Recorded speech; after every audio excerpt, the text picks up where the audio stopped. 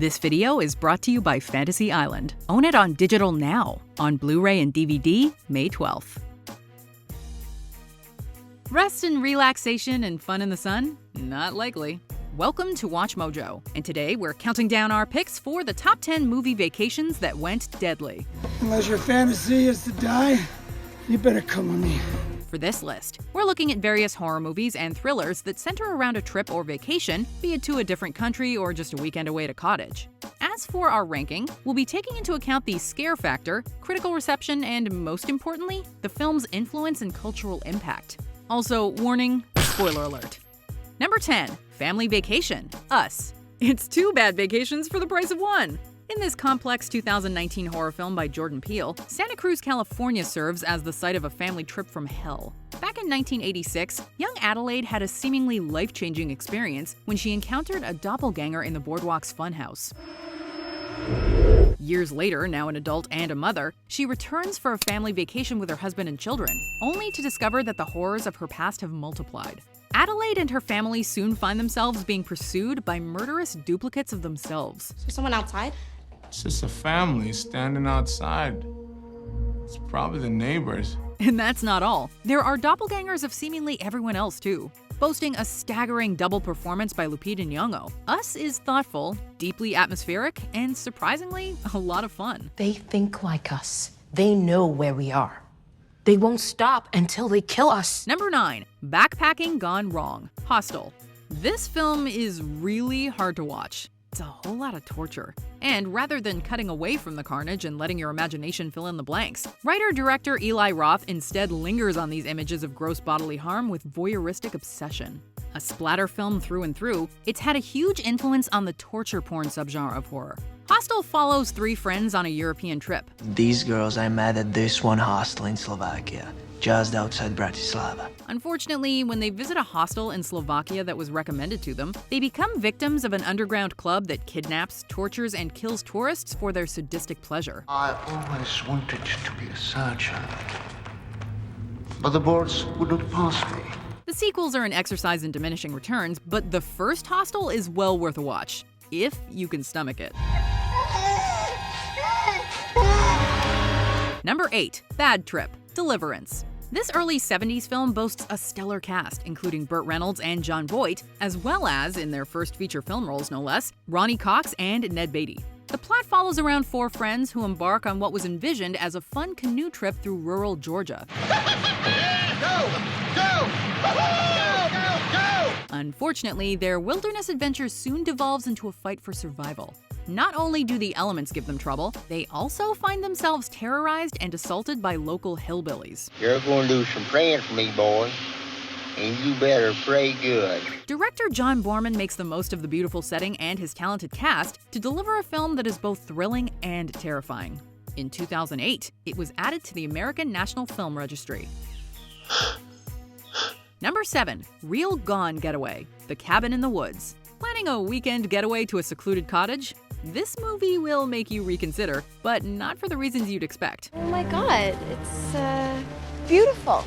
From start to finish, this film introduces conventional horror tropes before completely undermining them. As co-writer and producer Joss Whedon described it, The Cabin in the Woods is, quote, a very loving hate letter to the genre. Okay, Jules. There. What the hell was that? It's the cellar door. And for those who like a healthy dose of laughs to balance out the scares, it's just about as perfect a horror comedy as you could ask for. The plot is simple. 5 friends escape to a cabin for the weekend and wind up being terrorized by supernatural forces. There's much more to this story than meets the eye, but we won't spoil it all.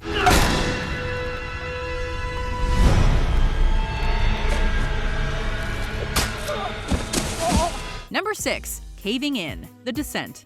Going spelunking in rural North Carolina? What could go wrong? It's beautiful! Caving is scary enough as it is, for some of us anyway.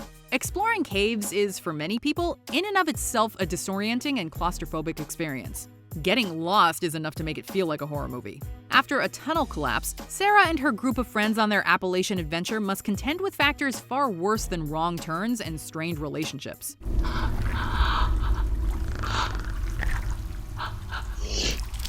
They discover that they aren't alone in the caves, and unfortunately, these strange creatures are carnivorous. Suffice it to say, this is not the bonding experience they'd hoped for. Hey, keep moving, come on! Number 5. Bumpy Ride. The Hills Have Eyes. Family vacations can be exhausting even under the best of circumstances. Throw in some cannibal hillbillies, however, and you've got a recipe for a trip that's unforgettable for all the wrong reasons. Written and directed by horror icon Wes Craven, The Hills Have Eyes was released in 1977 and tells the story of the Carter family. On their way from Ohio to Los Angeles, they're set upon by Papa Jupiter, Big Mama, and their depraved brood. I come back for you later, girlie. Considering how things play out for the Carters, the uneventful or even boring road trips of your childhood probably look a lot better in hindsight. In 2006, filmmaker Alexandre Aja gave the franchise a reboot, upping the brutality. The original is the superior film, but this is one horror remake worth checking out. Number 4. Cabin Feverish. Evil Dead 2. Sam Raimi might not have invented the creepy, secluded cabin as a concept, but there's no denying the massive influence his franchise has had on the horror genre.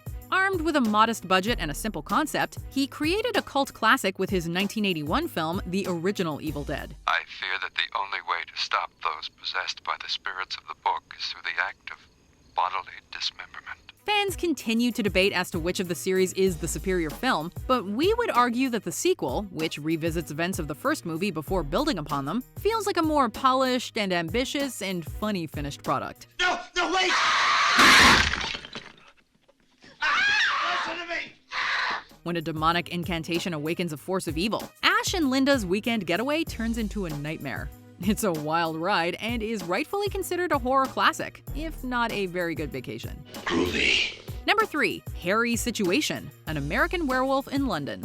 Call it dated if you want to, but this film is a masterclass in what can be accomplished with practical effects. Among the most influential horror comedies ever made, An American Werewolf in London tells the story of two young men from New York City who get attacked by a werewolf while backpacking through the English countryside.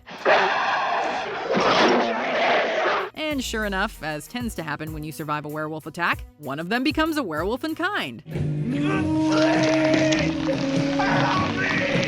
The balance of horror and comedy is carefully maintained throughout this film, generating laughter and feelings of shock in equal measure. And somehow, it works. After watching this movie, you will think twice about crossing the moor after dark.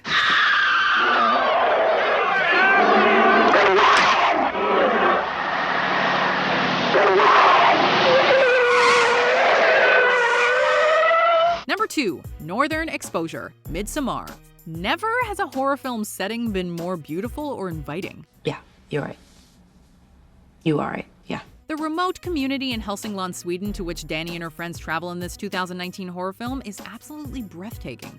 And the vibrant color palette employed by filmmaker Ari Aster only serves to heighten the contrast between the environment and the gruesome events that play out there. Looking to escape the tragic death of her family, Danny welcomes the opportunity to travel to this living postcard. So this is the place. A tranquil and majestic Roarke. But the community is into a lot more than just self-sufficiency. The midsummer celebration quickly takes a sinister turn, and Paradise on Earth becomes a place of ritualistic horrors, making for a film that shocks and disturbs in unique ways.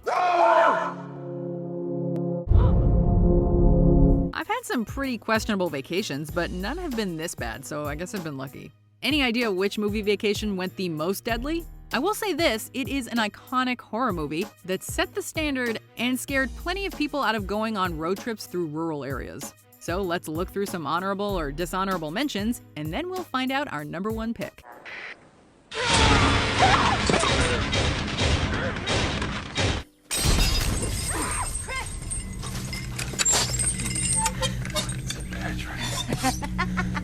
There's some kids in the cabin.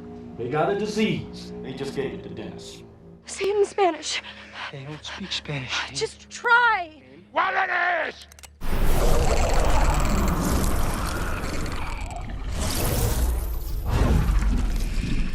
Before we continue, be sure to subscribe to our channel and ring the bell to get notified about our latest videos. You have the option to be notified for occasional videos or all of them. If you're on your phone, make sure you go into your settings and switch on notifications. Number 1. Hell Bent for Leather, The Texas Chainsaw Massacre. They say everything's bigger in Texas, but director Tobe Hooper filmed this highly influential slasher on a tiny budget of only about $140,000.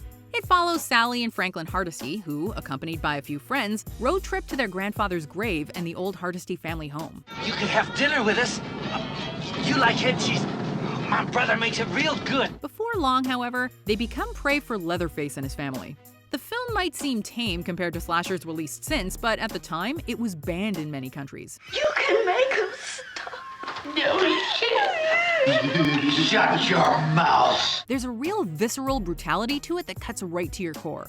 The Texas Chainsaw Massacre is a classic for a reason, and in no small part thanks to the heavily manufactured true story angle, is sure to make you rethink your road trip aspirations.